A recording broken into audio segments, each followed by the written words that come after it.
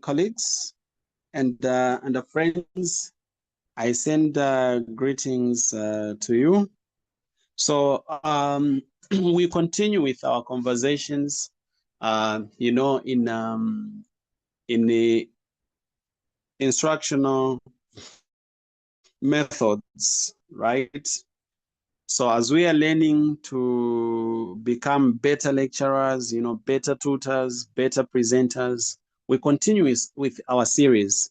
And as of today, we want to focus on, you know, thorough delivery techniques, the delivery techniques, and just the whole science around, you know, deliveries. That's what we want to speak to.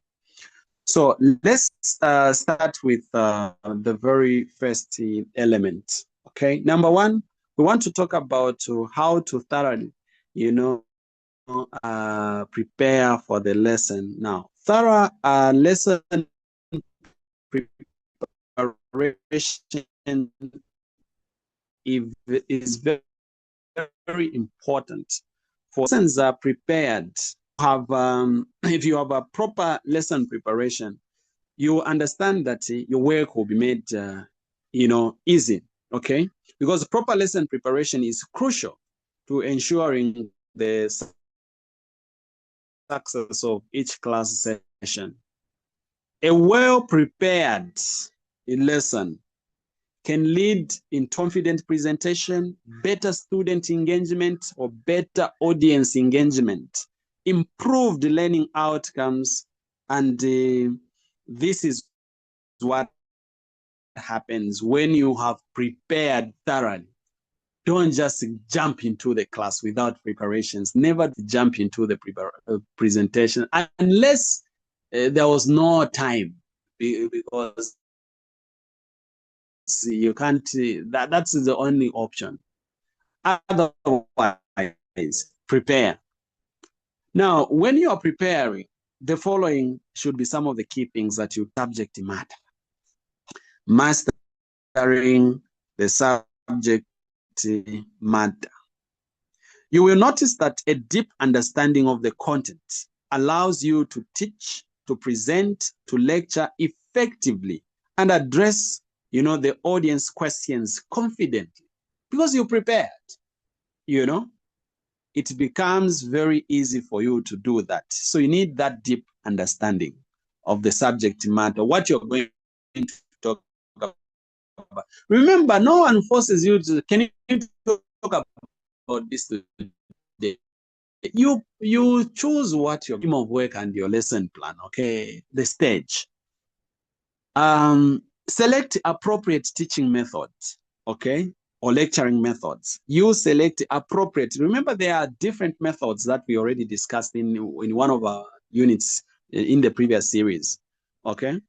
We looked at the different teaching methods that are available. So first of all, you need to select any, you know, an appropriate one. It's not about just using them, all of them, you know, at once, or maybe just you have to be changing every day, use this or that. No, it's about selecting the appropriate one. We give you all those tools because the context and the environments where you'll be presenting will be different, okay? So you should understand when you look at the environment, okay, I think here the most appropriate method I can use to deliver this information is this method. So it's more like we just gave you the toolbox where you have everything. Now from there, you will be choosing depending on the context and also that. Now, the different topics require different teaching or lecturing strategies, such as direct instruction, where you're just instructing, or group discussions, or project-based learning, where you give a project and students to go through the project, or inquiry-based methods. All those different methods, they are appropriate to different topics. So look at this topic, okay, from this topic, when I look at this topic, what is the appropriate, you know, teaching method I can use for this topic? Okay, let me do a group discussion for easy understanding. It's not everything that should be discussed. Some topics, group discussions are not appropriate. Maybe what may be appropriate is a project there. or what may be appropriate there is direct instruction. So you need that understanding. Planning the use of teaching aids. Okay, you need to plan the teaching aids. What aids, okay, are you going to use, or the lecturing aids, for example? Incorporate those instructional materials such as the charts. Are there any charts that you're going to present to show the students for them to understand? Are you going to play a short video for them to get context, or are you going to do a certain model?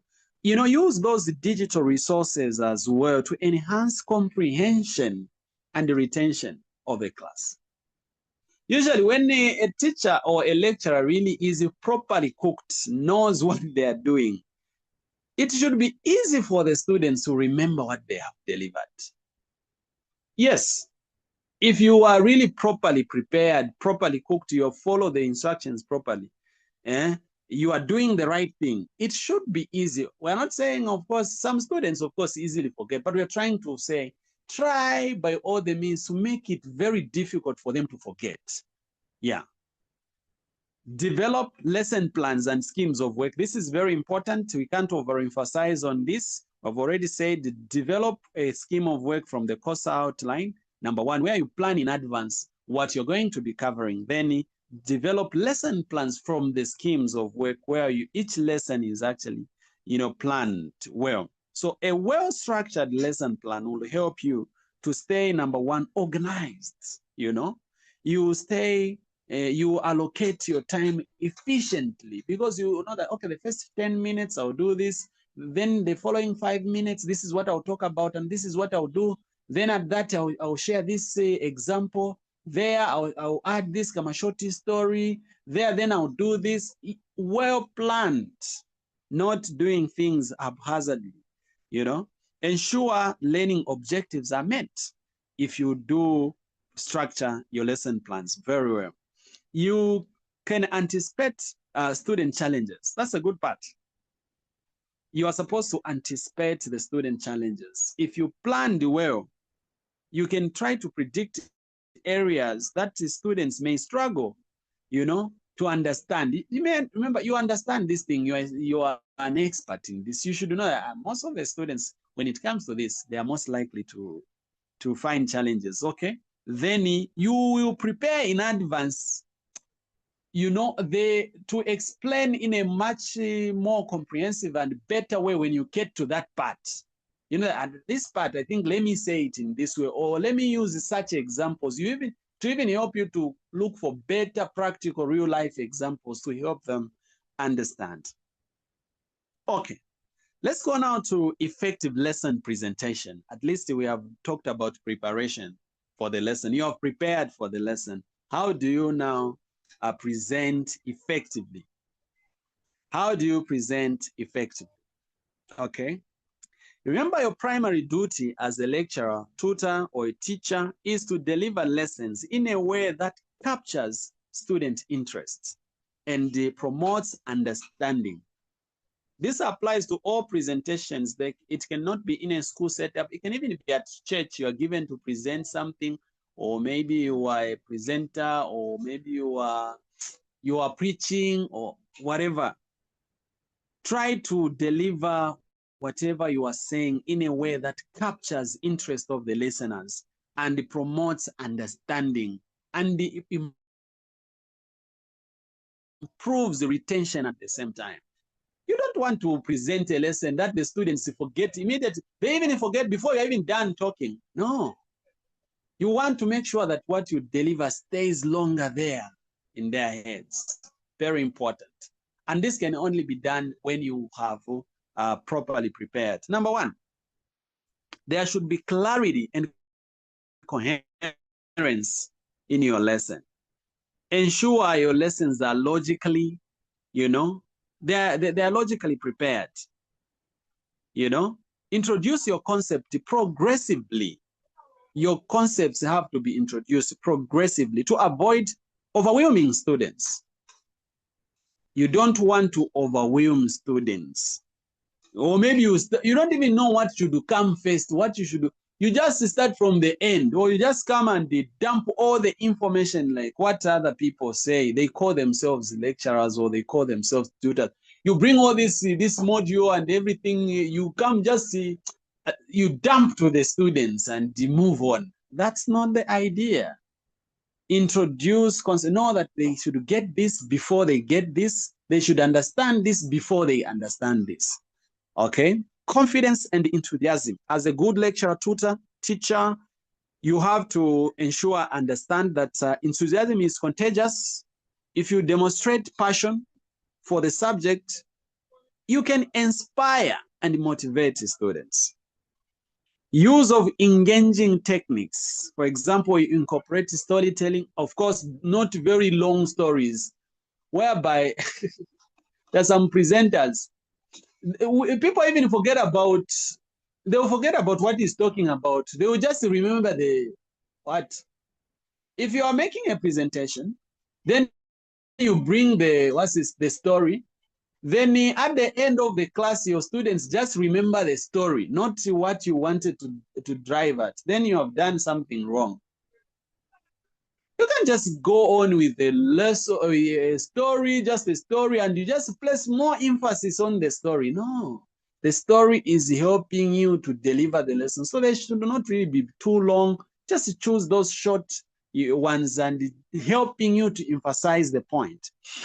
Use questions, ask strategic questions, and hands-on activities, real-life applications to make lessons more interactive. Real life. Use real-life examples. Don't just read the things for people and then you move on. I'm emphasizing on such. Don't. And I'm using the word, you don't do that. That's why you need to, first of all, prepare for the lesson. When you reach here, try to make things practical to the people, what they can easily relate with. Say things that are relatable, not things that are alien to the to what the learners are learning. Of course, we are not saying teach them the same things they already know. We are saying make your lessons relatable. They should be able to relate. Adapting to student needs, this is very important. You have to be flexible in modifying your teaching approach based on the student feedback and the classroom dynamic. You don't have to be very rigid. No, just follow what is happening, what the students need there, if they need you to repeat or need you to do something. You can't just cruise and say, okay, guys, no, the time is ending. Very soon exams will be coming. Let's cruise. And we are saying no to that. Yeah, so this is very, very important. Encouraging active participation.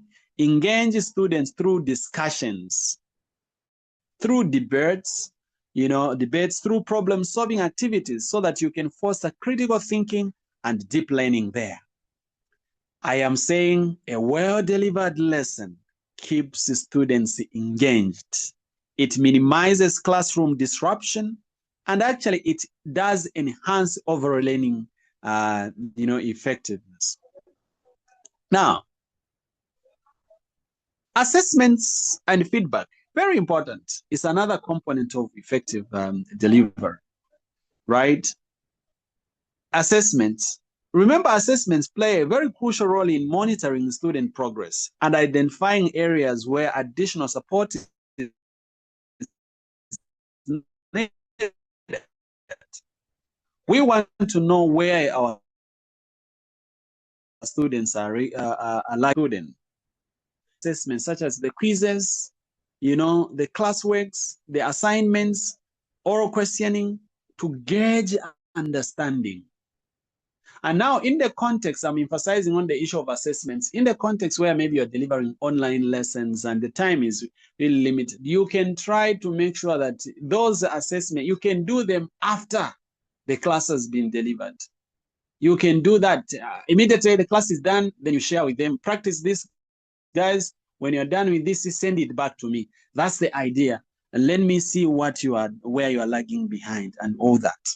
Provide constructive feedback. Constructive feedback, and the word is constructive.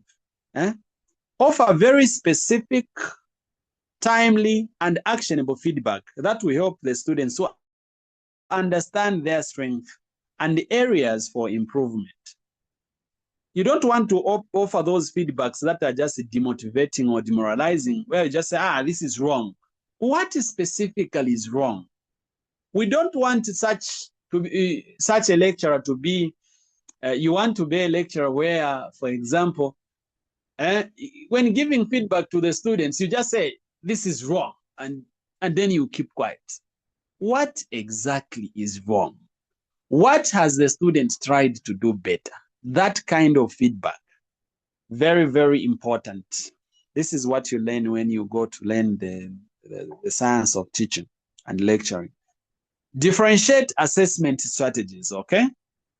Differentiate assessment strategies. You have to recognize that students learn at different paces and may require, different forms of assessment, such as maybe peer assessments, self-assessments, project-based assessments. Because if you don't understand this, that is, assessments can be different. You end up go in class, give an assessment, and then you're waiting in class, and the whole class, other students too have finished, the other ones have not yet finished, and you're frustrated. No, understand and apply these things effectively and in a better way. For example, you can engage them outside the class time, where you give them time, let them try on this at their own time to avoid, interruption with the delivery of classes. Track student progress. You should at least see how your students are, whether they are improving or not. You don't know what they got in the first test. You have no idea whether your student is improving or they are not improving. You don't know what is happening, and because you don't care. That is not how it is to be done. Encourage self-reflection. You guide the students in evaluating their own work and setting academic standards. Now, having said that, okay, we can speak now to the basics of what we mean. Basically, what we mean when you say you should have a thorough understanding of your subject. You should have a thorough understanding of your subject.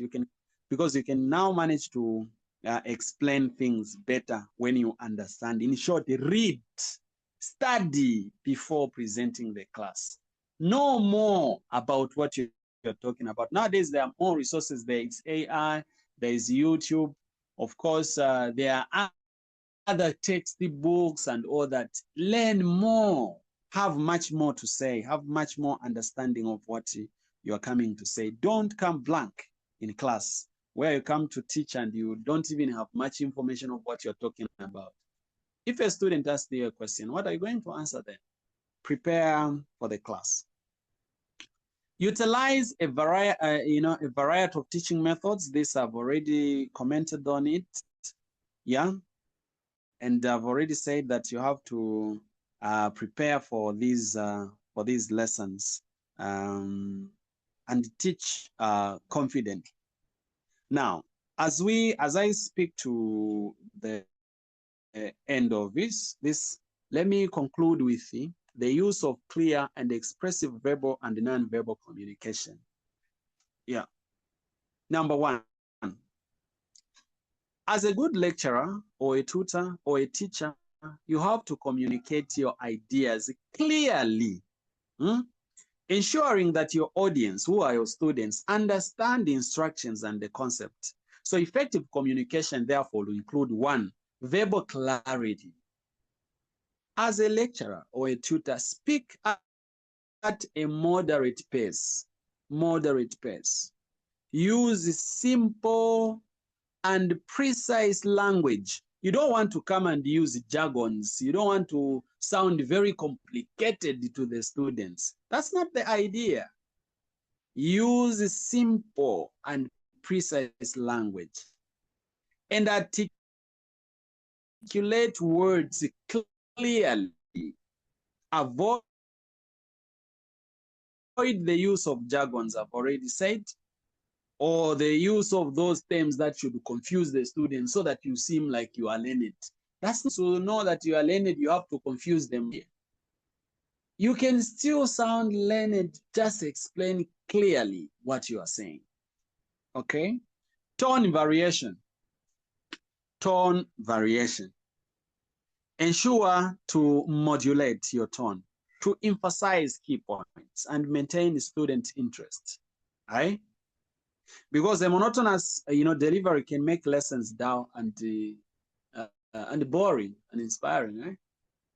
Regulate your voices. Let your voices rise. Let your voices sometimes come a bit lower, and speak lively. Be live.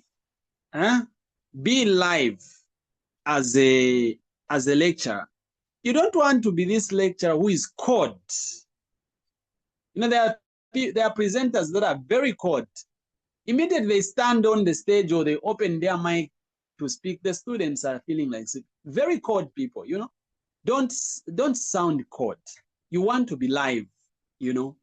Pump energy in the students. Don't pump frustration. Whereby you want to open to speak as a presenter, then the students already, they start thinking you sound as if it's a funeral, or maybe there's a frustration there. You start allowing the student now to start thinking about those sad moments and what. Why are you sounding sad? Leave all the frustrations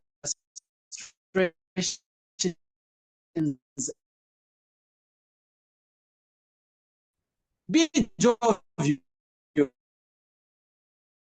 in class, and again make sure that you are just interesting character in the Let the voices vary. Sometimes raised a bit lowered, just like that. You make use of pauses to emphasize points. Yeah, all those things. Anyway, you can explore more about that as you continue learning effective delivery. Body language, make use of better facial expressions, the gestures. Yeah, that can really help you. Eye contact. If you're sharing the video, make sure you contact the eyes of the people, the students, or your audience. Look straight into their eyes. Look up to them. Even if it's online, look direct on the screen. Don't be looking into the windows and everywhere. Like, just be free. Just be there. Be collected. Be there. Yeah. So active listening. This is where you pay attention to students' questions and responses. You show them their contributions, that they are valued. You don't want to, when a student adds their contribution, I say, oh, that doesn't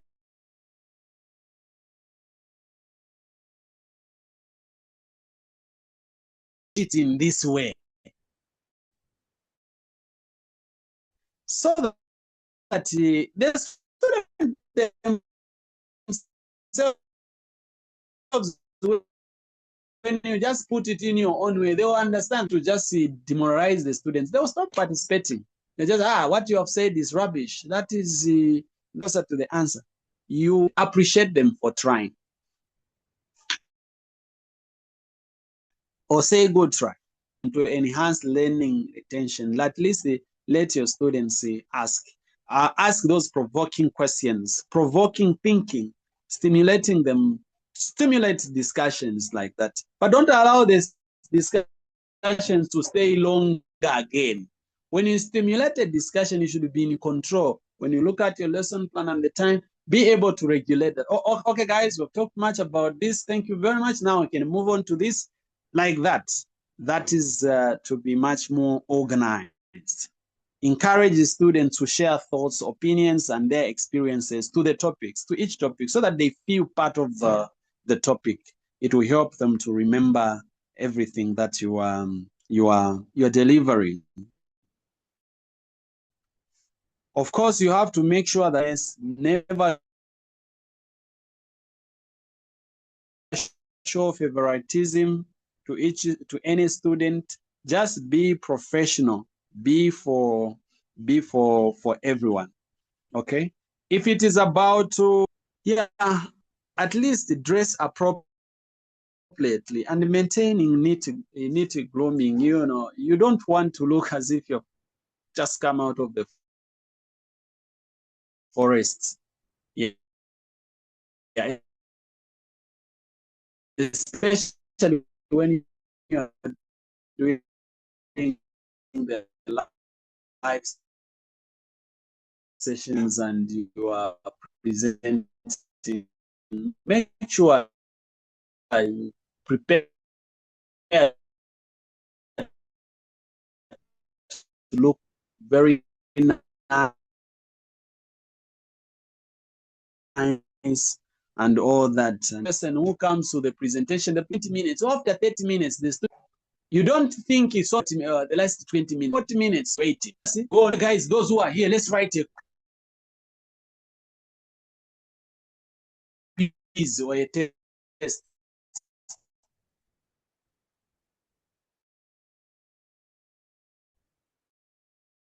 Which is school did you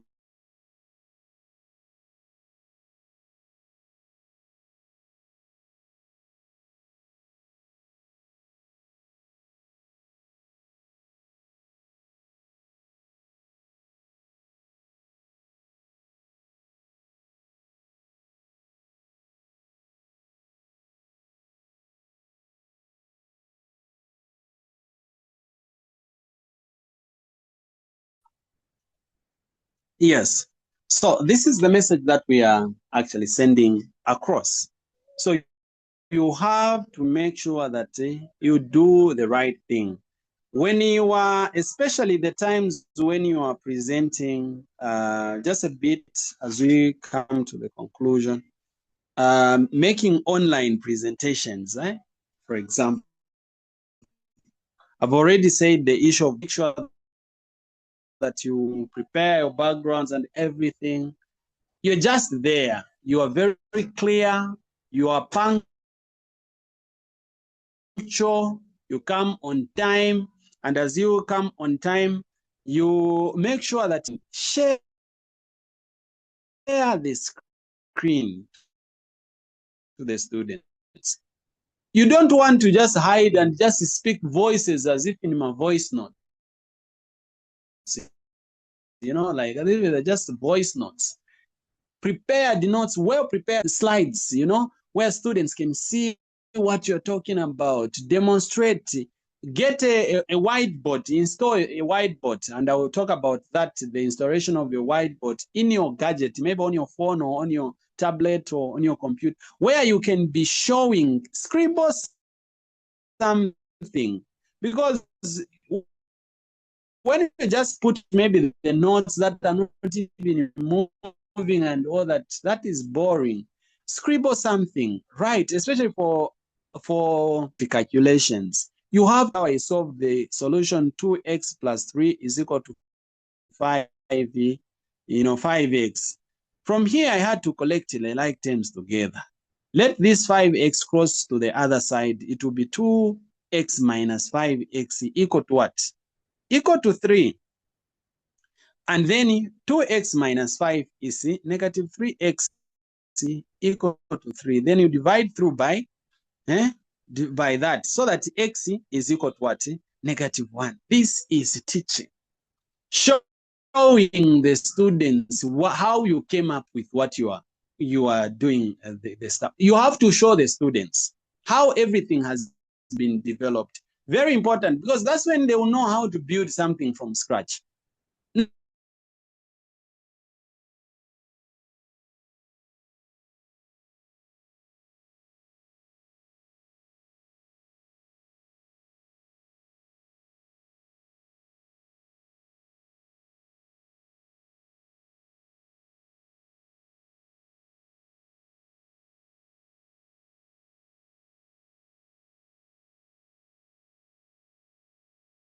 Now, if you just, for example, just share the notes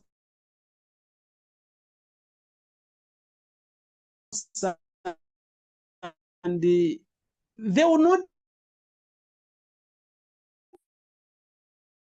understand how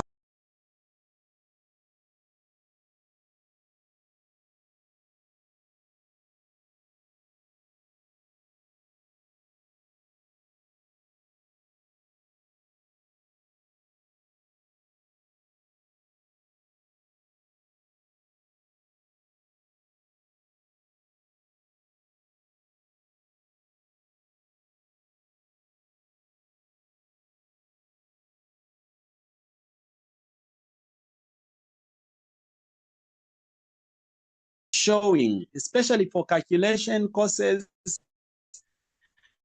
Show them.